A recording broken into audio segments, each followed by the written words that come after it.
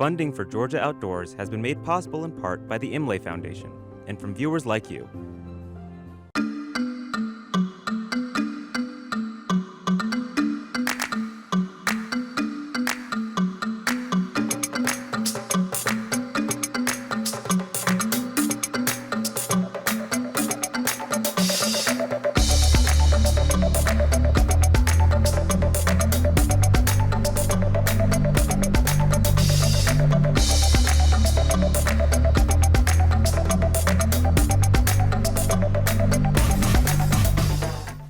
Do if you find a bird with a broken wing in your yard, or maybe it's a baby possum and you don't see any mom around.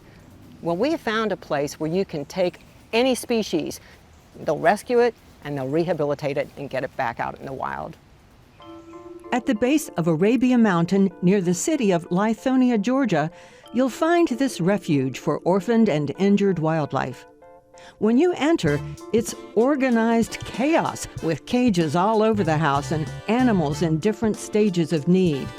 Marjan Gadradhan is the director of animal care, and for about 20 years, she has helped any species brought to her. Be a good boy. Be a good boy. You're my bad man. You are. You're so good. Stay. Stay. Don't leave. Marjan, what's the story on this guy? So Carrie came to us. He was actually his mother. He was an orphan. His mother had died, and him and his brother were in a nest in an abandoned shed, and they were accidentally kind of tied to the nest with carpet pieces, and so they couldn't escape the nest. And by the time they got to us, they were severely emaciated, severely dehydrated. His brother didn't make it, but Carrie did, and he's missing one of his toes, which is really important for balance. And so because of that, he was not releasable. And so he lives here with us and chooses chaos every day. So it's kind of his Seems thing. to be quite the ham. Vultures are very smart and need a lot of stimulation.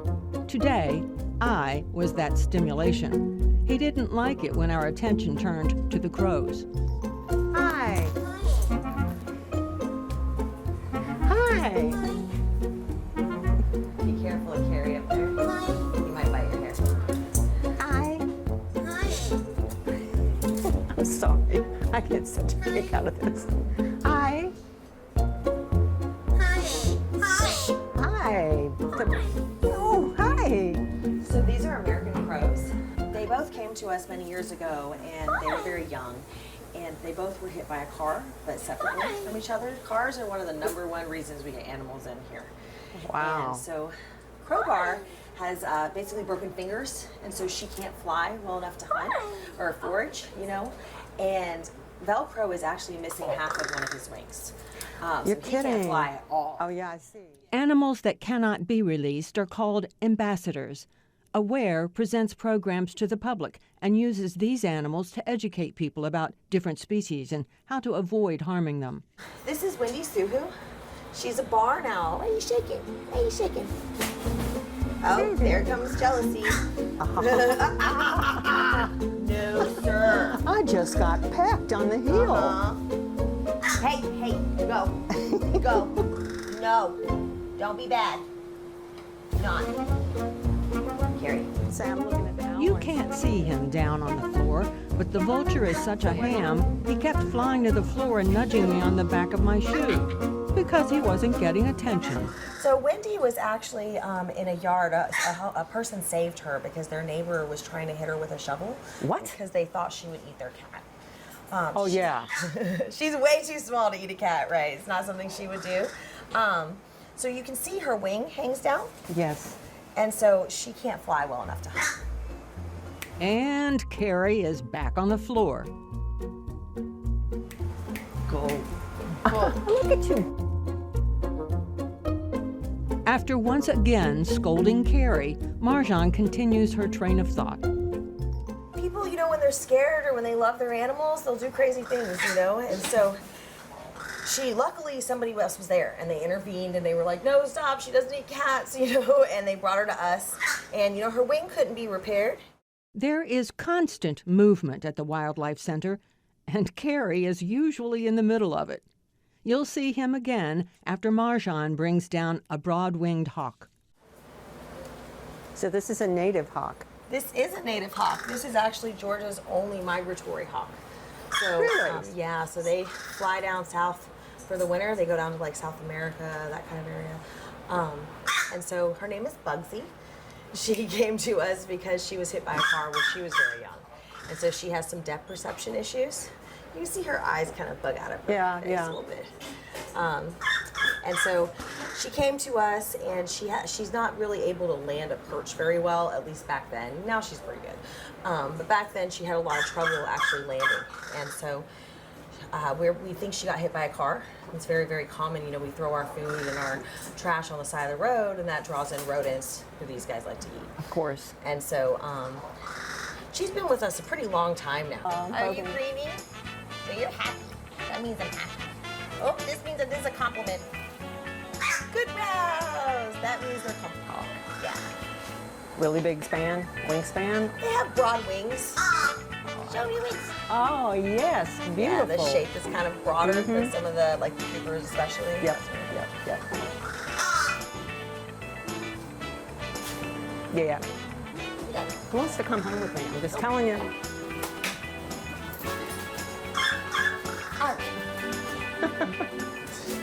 Hey. Be good. Go to bed. He's gonna be bad because of you guys here. Chaos at the rehab I center. know, I say that. He wakes up every morning and chooses chaos. Like, every single morning. Birds everywhere. I'm like, Carrie, please get it together. Yeah, stop it. You heard him tell him stop it. Stop it. Stop it. They're little snitches. They narc.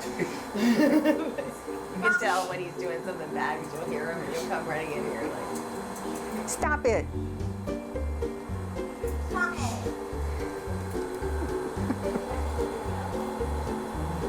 Talking with the crows.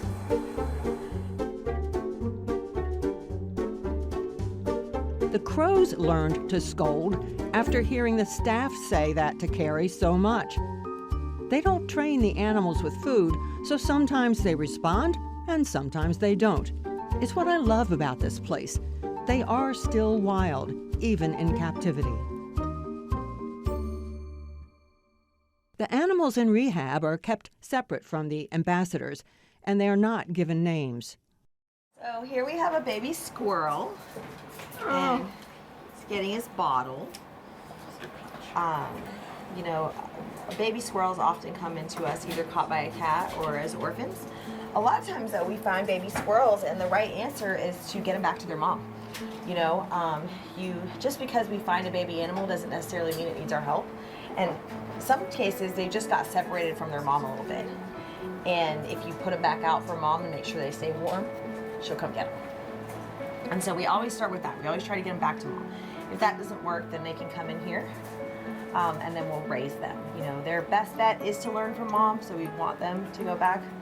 But as he gets older, we'll combine him with other baby squirrels, and we'll release him as a family unit. You know, a lot of times people find one baby squirrel and they raise them and they release them. And those squirrels don't usually make it because they need the protection of the family unit to survive. You need to release them in groups of 4, 5, 6. So, how do you know when to rescue? You know, if you find a baby animal and it's lethargic and it's barely moving and it's covered in parasites, then yes. But most of the time, if they're bright and healthy, especially a baby bird, it doesn't need your help. We're back and forth among cages all day. It's a full house because it isn't warm enough to keep most of the animals in outside enclosures. Okay. Be cool. Look how cute you are.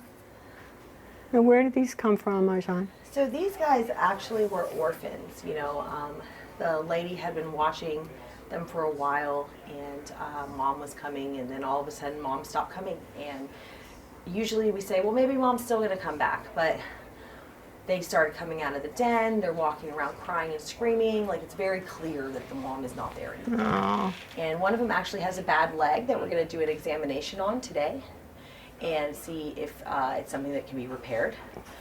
And so we'll raise these guys up, we'll teach them to forage, we'll teach them to hunt, and then they'll be let go.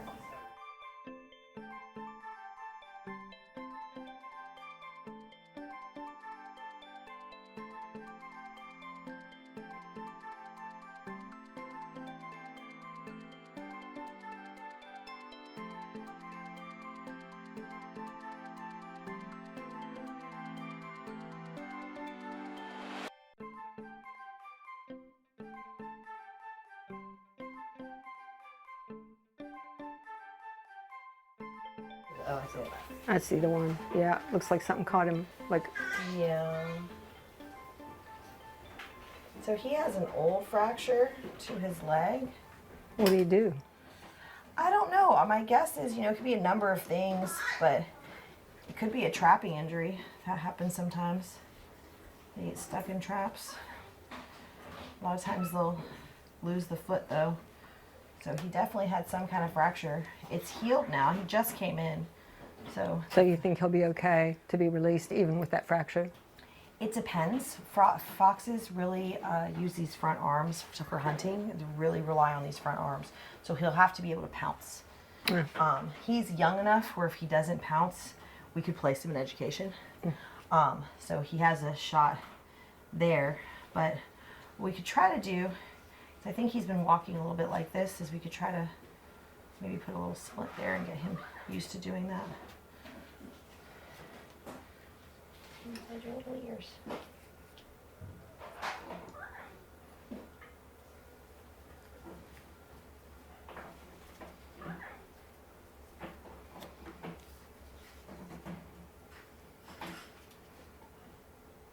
Little tiny teeth. He doesn't want to open his mouth. He's like, no, I gotta see it. Okay. That looks good.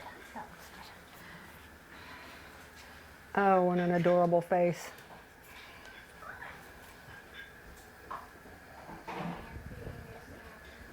The rest of him looks good. It's just that one little leg. You want to turn him around the other way and I'll give him some fluids? Yes. I'm going to come back to that side. Just get what I need. Yeah, were they dehydrated when they came in? Yeah. A little bit dehydrated because Mom had been gone for a couple days. So.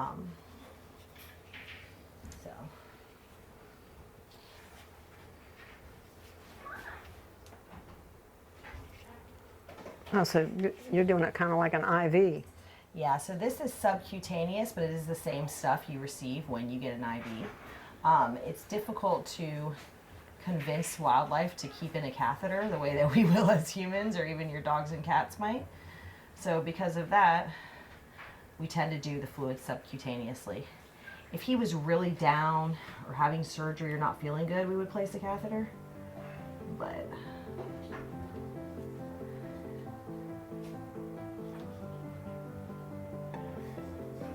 and you'll see he's gonna get like a little lump on his back. And that's just the fluid built up. It's just the fluids. It's like a little Quasimodo. So how long before you think you can release the fox?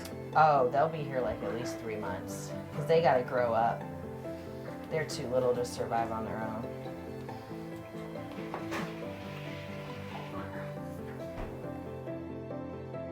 There are so many cases, all crammed in this small refuge.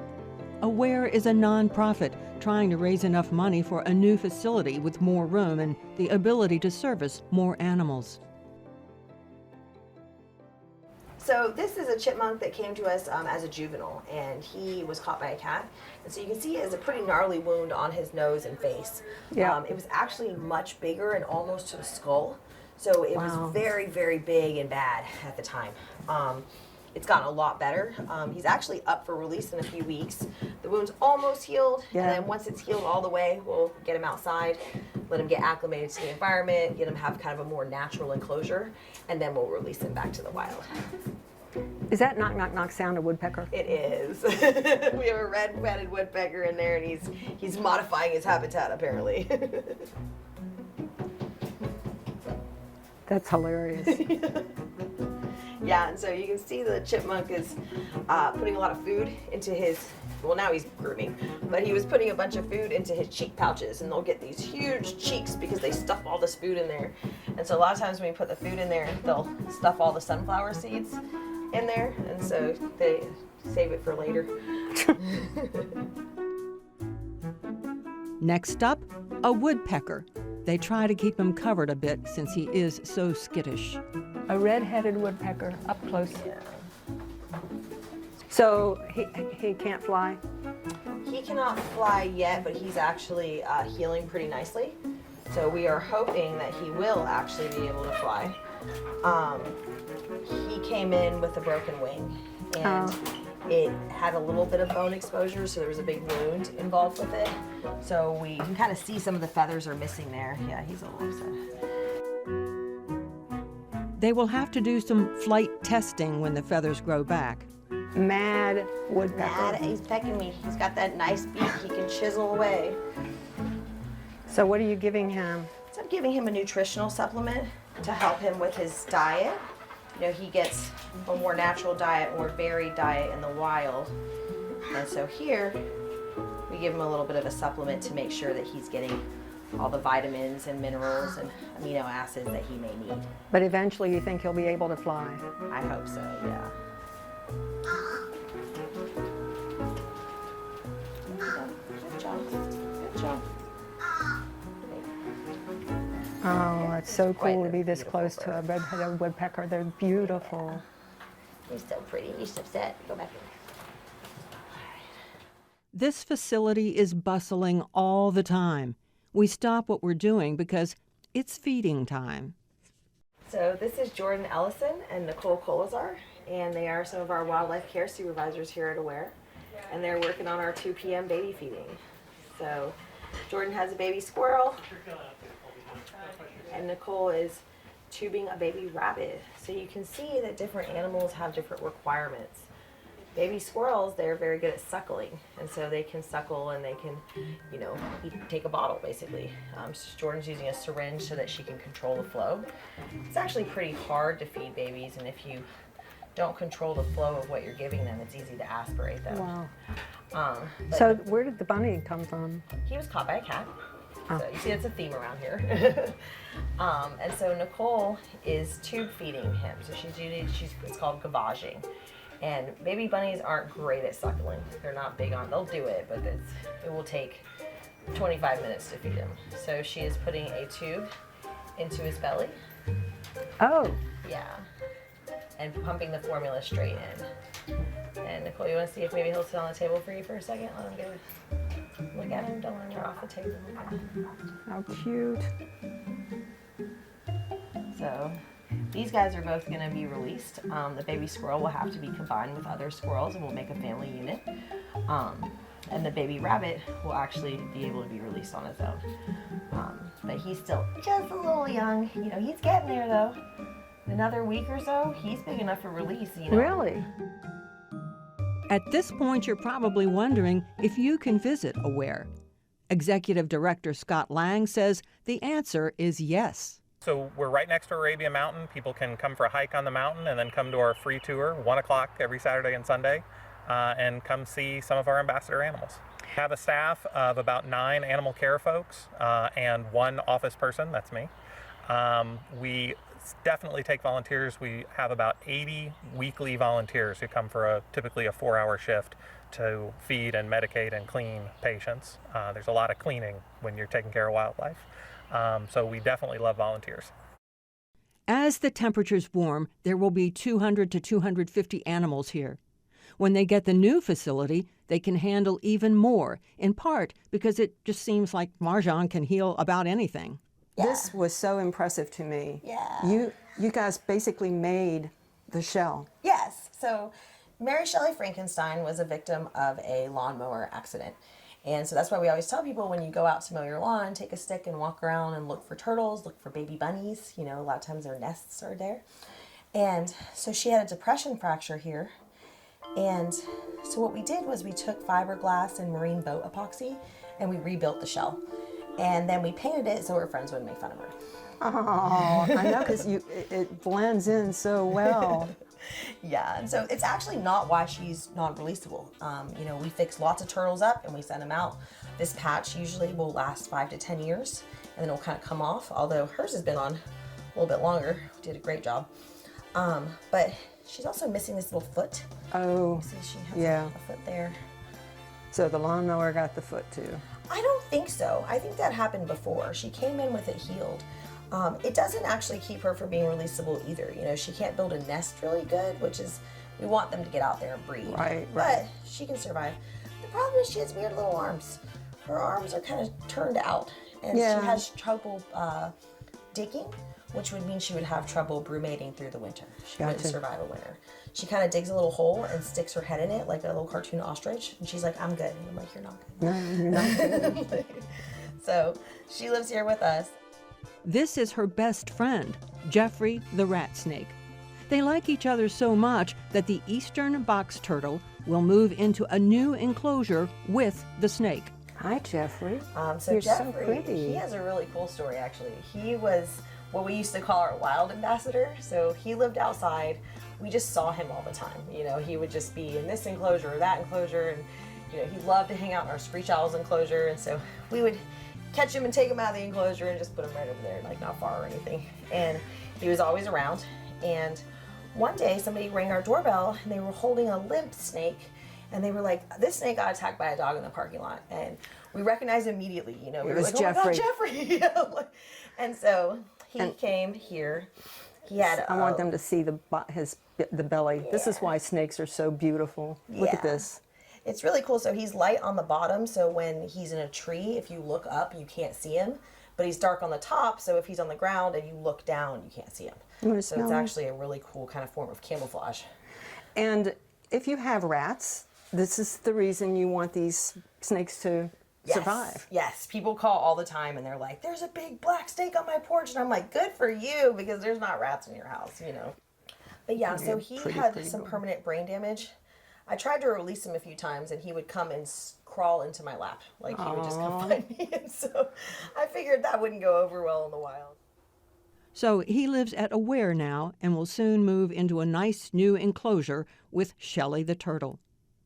You will almost always find a possum or two or three. This one was hit by a car. In fact, about 60% of the animals brought in were car hits or orphaned when the parent gets hit. They didn't know she was pregnant. She has 9 babies and will stay for a bit longer to raise them. Outside, we found an enclosure full of raccoons, all of them after our camera gear. What's he want to do? Climb up on He's you? interested. Raccoons are very, very curious animals. So he probably wants to check out his pants. He probably wants to steal. They're burglars. They will steal your phone. They'll steal your glasses, whatever you got. They're little thieves. The one that is coming up to the camera a lot, he was very, very scared of other raccoons. You know, he had been with people for a little while, and that can be very dangerous for them. A lot of times, they can't be released after that. Yeah. But he was young enough where once we convinced him that other raccoons weren't scary, he was able to be a family with them.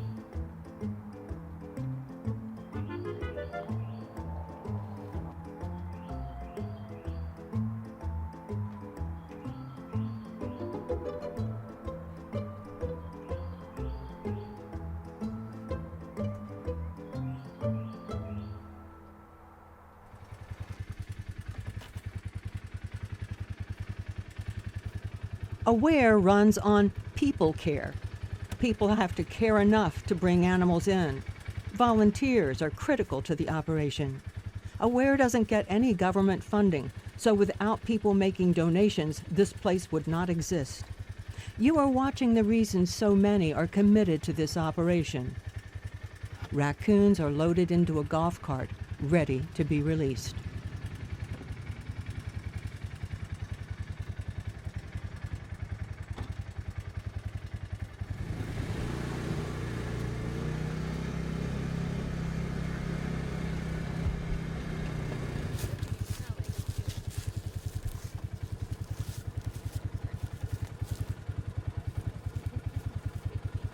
When all the crates are deep in the woods, the doors are open and they waddle out one by one.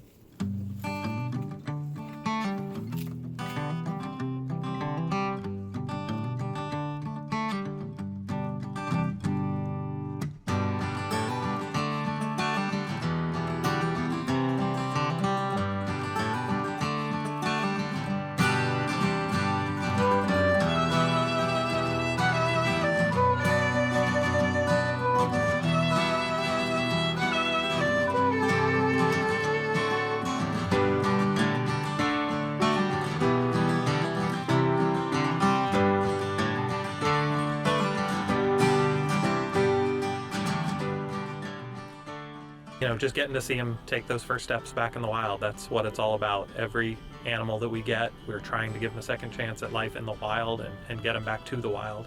So yeah, getting to see that happen is why we're here. The raccoons are some of many, many animals saved by AWARE. They were released as a family unit, and already one is up in a tree. It appears that the first taste of freedom is suiting them quite well.